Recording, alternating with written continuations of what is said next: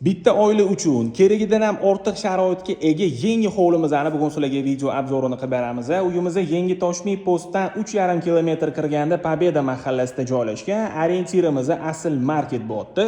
Uyimiz 207 sotiq, 5 ta xona va bitta holdan iborat. Hozir men sizlarga kiraverishimizdan boshlab uyimizni planirovkasini ko'rsatib o'taman. Bu yerda kiraverish darvozaxonamizda joylashgan, bitta katta mashina uchun joy ajratilgan. Darvozaxonamizni ko'rib turganingizdek yopiq holat. Uyimiz yangi qurilgan, pishgan g'ishtdan ko'tarilgan. Uyimizning fasadi va devorlariga traversin ishlatilgan. Uyimiz yashash uchun tayyor holatda, bitta katta oila maza qilib yashasa bo'ladi. Uyimizga kirishimiz bilan to'g'rimizda bo'lsa, hovlimiz uchun sanuzel va uyimizning yuragi bo'lgan kotelli xonamizda joylashgan. Hamma оборудованиemiz ishlatib tayyor qilib qo'yilgan. Sanuzuli tepasida bo'lsa, kladovkamizda joylashgan. Uyimizning o'rtasida shunaqa chiroyli qilib zeleniy zona qilingan, qimmatbaho ko'chatlar ham tayyor ekib qo'yilgan. Binoyimizning tom qismi sifatli qurilish mollari bilan yopilgan. Hovlimizning bu yoq burchakdan ko'rinishi.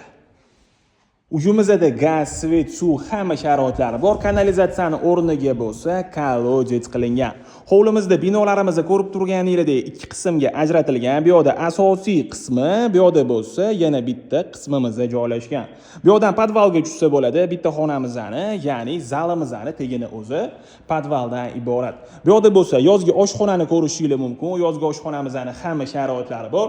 O'zini qozon o'chog'i, mo'ykasi va rabochiy zonasi bilan birga. Hozir endi men sizlarga binoyimizning ichiga kirib, xonalarini ham ko'rsatib o'taman. Bu yerda oshxonamiz joylashgan. Mana shu oshxonamizning o'zida bemalol ovqat tayyorlab va oila davrasida televizor ko'rib, ovqatlanib o'tiradigan joy qilingan. Uyimizda shunaqa panorama romlarni ham ko'rishingiz mumkin. Oshxonamiz tayyor mebel va texnikalar bilan jihozlangan. Uyimizning mebel texnikalari kelishilgan holda qoldiriladi. Bu xonamizdan bo'lsa, yana bitta xonaga o'tib ketsa bo'ladi. Joy egalari bu xonamizni choy ichib o'tiradigan xona qilib qo'yishgan ekan. Oshxonamiz o'zida ovqat tayyorlangan taqdirda mana shu joyimizning o'zida ovqatlanib o'tiradigan shunaqa divanniy zona qilingan. Lekin bu xonamizni родительская spalnya qilib ham foydalansanglar bo'ladi, chunki bu xonamizni o'zini alohida sanuzeli bor.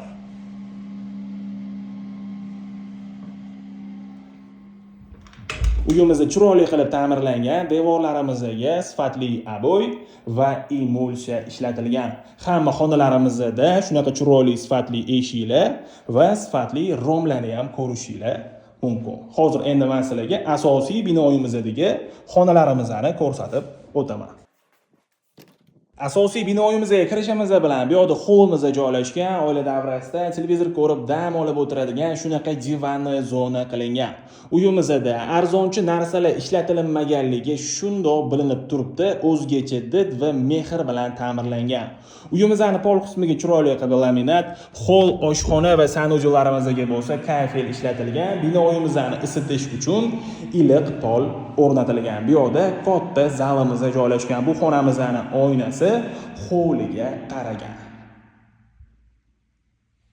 Uyimizning har bitta xonasida shunaqa chiroyli lyustralarni ham ko'rishingiz mumkin.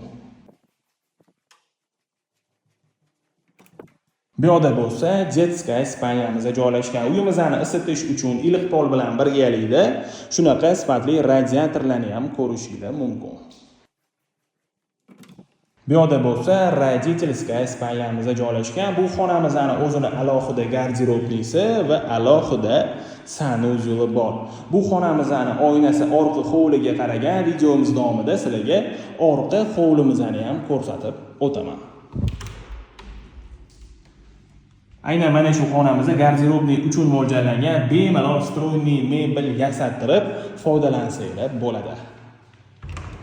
Bu yerda bo'lsa sanuzelimiz joylashgan.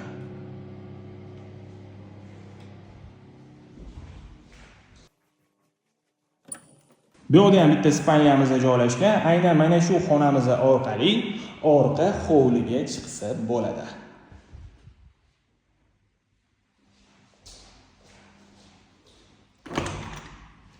Atalab orqa hovli qilingan, havo aylanib turishi va xonalarga yorug'lik kirishi uchun qilingan, sushka qilib bemalol foydalansanglar bo'ladi. Bu yerda bo'lsa, общий sanuzelimiz joylashgan.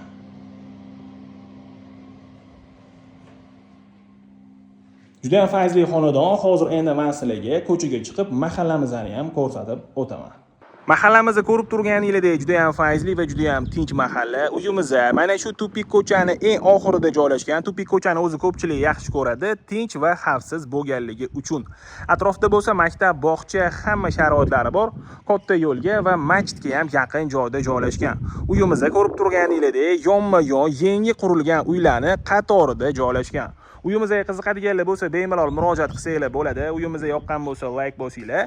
Yangi hovli qidirgan do'stinglarga bu videomizni yuborib qo'yinglar.